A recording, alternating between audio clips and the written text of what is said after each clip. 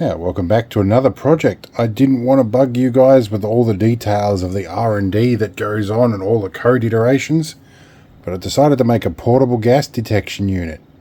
We've got everything running off an LM7805 in here, and this is an OLED. This is a DigiSpark unit, which is an AT-Tiny85 chip. This is an MQ135 sensor. I just sprayed a little bit of alcohol on the bench. So currently it's decided the air quality is 0%, which is what I've calibrated it for. Let's blow on things. Blow a bit of that way, we should see these numbers start to drop. And pretty soon I'm going to put a beeper on that, so we will have a portable little gas detector. If I do it right, I'll be able to run all this off a 9-volt battery. Okay, so this has an LM7805 built into it. Same as that one, just less heat sinking. So now I'm feeding it 9 volts in through this wire here, which goes through the 7805. Feeds 5 volts back out.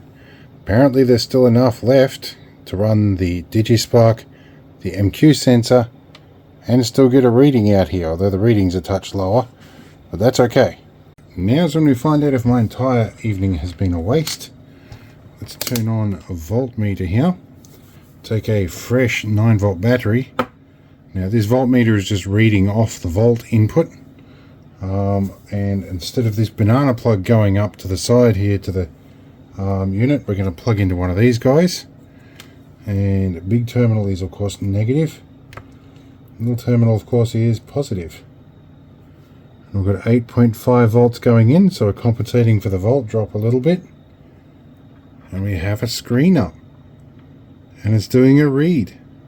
In case you're curious, I haven't worried about the power lines here. I've just showed where the I/O lines go. Running analog 0 or A0 off the MQ sensor into pin 5. Oh no, this is pin 4 actually on here. Pin 5 is the corner one. Now we're running this line here, which is pin 2 over to the S clock on the OLED. And we're running the SDA, which is the I2 or I2C protocol, into pin 0. We're running all the power common off the 5-volt line here. We're just running 9 volts into the V-in to the LM7805 on the DigiSpark. I've done all the breadboarding. What we're going to do is take an unpopulated one. We're going to go over here and look at all this code, and we're going to go upload. And it should do its upload and get ready to program. Plug in here. Will it do its program? Should in a few seconds. Yep, there we go. We are programmed. Right, at this point I'm going to start laying out parts. I thought I'd blown some things up earlier, but apparently I didn't, so everything's working. We have a bunch of these DigiSparks because these are insanely cheap. So I think what I'm going to do, I'm going to let this do its burn-in test for a bit too. I was going to do something silly like try and mount these together like this underneath each other to make it minimum compact, but I realize I'm going to have I've got to incorporate a 9-volt battery into the design as well, so I will probably cut some stuff out of acrylic at some point, but I'm going to design a proper case for it. It is also officially midnight. I'm going to get woken up by the family who has stuff to do, and I have a doctor's appointment tomorrow, so I'm going to pick this up a little bit later, but I'm happy that I got it working off the 9-volt battery, because this makes it a portable gas detector that I can add to my kit. The next morning. Alright, so it's the next morning. I'm warming up the soldering iron. Decided I wanted to add a beeper. I don't have one, so I decided to take the 3900 clock. And this one has some problems, it goes too fast.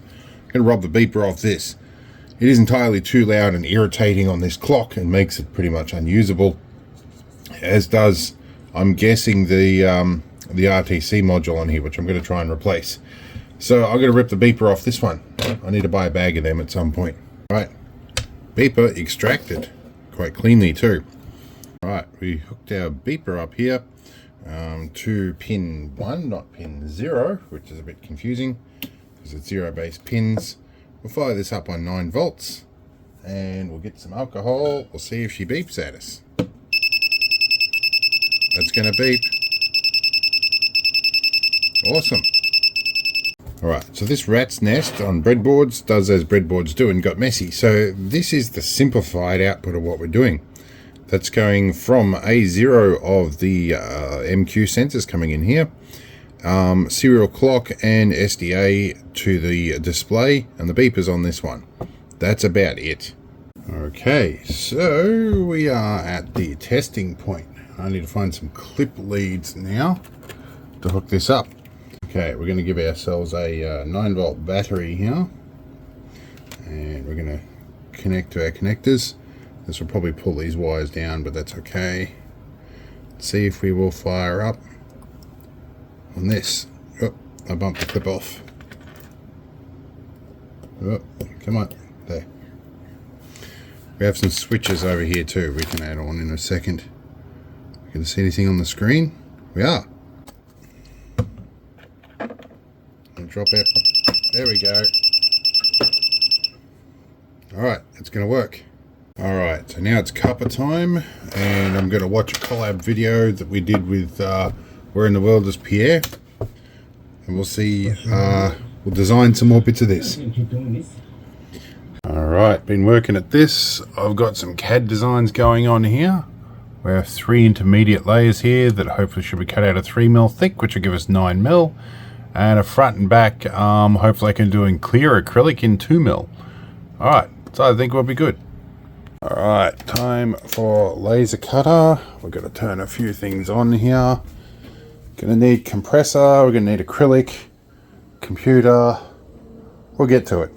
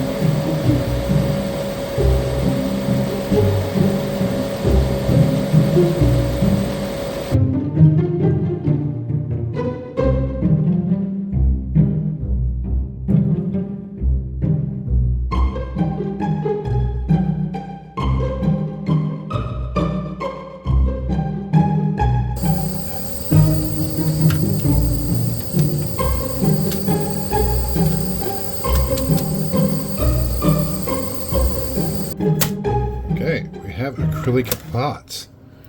We have to carefully peel the backing off these and see if everything fits. We have 3 layers to go in the middle, and we have a top and bottom clear layer. One thing we are going to do is get the fume extraction happening, because acrylic gases off after you laser cut it for a little bit. Everybody always gets upset when I don't do the peel. Well, the peel might not work so good in this case.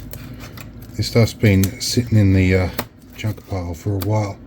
Now we have a pile of acrylic bits. We have our leftover interior bits, which hopefully should look a little bit similarly spaced. And we're going to see if everything fits, and we'll throw away all the junk. Okay, so quick little check here. I was a bit generous with the length between these wires here. That's not a huge issue. I can fix that. But we're going to glue these layers together. Just having checked that all the sensors do actually fit where they're supposed to. We'll check that the hole on the top and bottom is correct. That is. Well, that's very snug. Measured that one right. And now we want to check that that hole is good. Okay, we're good, and that will need to fit between those layers, which it should too. So we're going to glue these 3 layers together, and being in black acrylic, it doesn't care if the glue marks look a bit messy because it's black. Okay, we have some screws positioned. We'll just check that our switch actually fits in the hole. Let's get rid of all the little bits and pieces on the top. If they come off at some point, there we go. That should fit in the hole nicely. Okay, we're going to looking good. Alright, so I used Loctite 406 and I didn't even glue my fingers to the bench. Good thing, because I left my acrylic in the shed. Right, that's going to sit in there nicely. This stuff should sit in like this, but we will have to extend the wires on this a tiny bit. But it's going to go in okay, I think. We're making progress. I have another peel for you here. Let's peel this off nice and slow. And stop halfway because we slipped. Alright. There we go. Now, before we get too much further, let's check that things still work. So that, I believe, is the ground. That should be the positive. We have lights. Do we have screen? We do, and it's warming up. Okay, noisy. I've just had a quick thought. If I cut 3 more layers, it'll fully encapsulate the battery. However, I won't have space, or I won't have screws long enough to go all the way through everything. So I think we're going to deal with the screw hardware we've got, and I will just cut 1 more piece, which is going to be fairly quick and easy. I'll cut another acrylic piece like this and just cut a hole out for the battery. Now, I did do an initial prototype with one of these, and I added some text.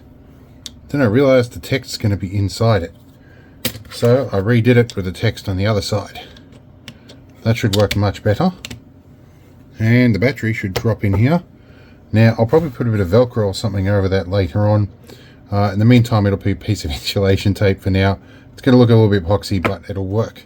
This is the point where we take the screws out, we peel the bottom off, and I hope that paper hasn't stuck on too much, and we do the peel. Okay, now, I was going to do something about these little bits there, but I don't care right at the moment. It's something I can fix later, along with the glue fingerprint on there. It's actually doing alright. So we're going to put this piece on the bottom here for now. Alright, we have things nearly wired. Now we're at the point where we get to do the peel on the display. Here we go. Alright, need to unplug these guys. Thread our wires through. Plunk you on here. All things are going together okay. That's looking pretty good. And if I'm right, the MQ light should light up behind that too. So let's find some shorter screws to fit this and put some screws and washers on. Alright, we're nearly there. We just need a 9-volt battery snap. So we're all screwed in. I've got some acrylic to hold the monitor off or display off here. You can see the DigiSpark. I was going to put a USB-C connector off to the side here so I can reprogram it, but there's only so much you can do with this thing. The switch is screwed in and is nice and firm, and the idea is that you hold this like a stick, and you can flick the switch. English is not Englishing. And the battery should be able to go in with a 9-volt clip and clip in there, and the clip on the top might actually even hold it in that, but we can put a strap or something around there to hold that on. But it does make the battery easy to remove. Let's plug some power into this and see how it behaves in its state. Okay, I'm pretty sure that was positive wire. I haven't put a rectifier on this, so I can still destroy stuff at this point. But fortunately it's transparent, so let's just double check the power. I knew I switched the negative. So orange wire goes through onto the positive there. So we can see that, yes, that is positive. Let's turn 9 volts on and push our switch forwards. Power comes on. We should see display at some point come up. There we go. Okay, I was going to put the orange one in, but I ended up with the white one. That's okay. So it's giving me the raw value and the air quality that is rising, which is good. So reduced resistance means less contaminants. We can see that this is lit up here. Let's try a little bit of, actually before we do this, we're going to put a little bit of this over the hole on the beeper here because it is actually quite loud. And from here we're going to spray a little bit of alcohol on the desk nearby. That should fairly quickly register over the alcohol here. There we go. So we have our beeper, our light is going off on that side. Quality is going off on that side. And you see in the back here, the MQ, the digital zero out has gone on, the green light. That is set by the threshold on that little adjuster. Okay, so while I was at it, I was out and about, I picked up some 9-volt battery snaps, and just before I left, a huge box full of stuff from Cyprus came, namely from Radio Code and a Radio Code 110, and Marinelli beaker and a whole bunch of other stuff. So that's going to be a whole separate video while I unpack all the extra donations from them. Love it when sponsors look after me. But this video is not about Radio Code, as much as I do enjoy radioactive stuff. We want to finish this little project so I can worry about hazardous gases. Okay, one thing I didn't account for, these are the plastic top ones, not the fabric top ones, and they are a little bit longer than I'd anticipated. Now I could just cut a new top on this, but I'm probably going to take a hackier way around it. But for the moment, we're almost there. That turns on, and the advantage of having things transparent is I can see if and it's going to work all right. It takes a while for that sensor to warm up, so it detects low until it does. We're going to go to the kitchen here. We're going to turn some gas on, and we're going to see what happens. Put it right in the stream here. Our resistance should go up, and it's going to start going off. We'll turn the gas off, and it should start dropping down and stops pretty quickly. That's not a bad response for a thing that running off a 9-volt battery. I'm pretty happy. Okay, so this is as far as we're going to get with this for now. I will cut a new lid later on. I just don't have enough energy right now. We're going to pull that off the beeper. So this is basically going to be the end result for now. I can hold it nicely. You can get your hand on here. You can turn it on all right. And it is easy enough to poke into things to check where they are. You can stick it in there all right without getting too hung up. And this little gauze here is good at preventing explosions. 9 volts are a pretty low arc over risk. There's no high tension like things. It's all linear regulators. That will get quite warm in there, but it's only meant to operate for a short period of time.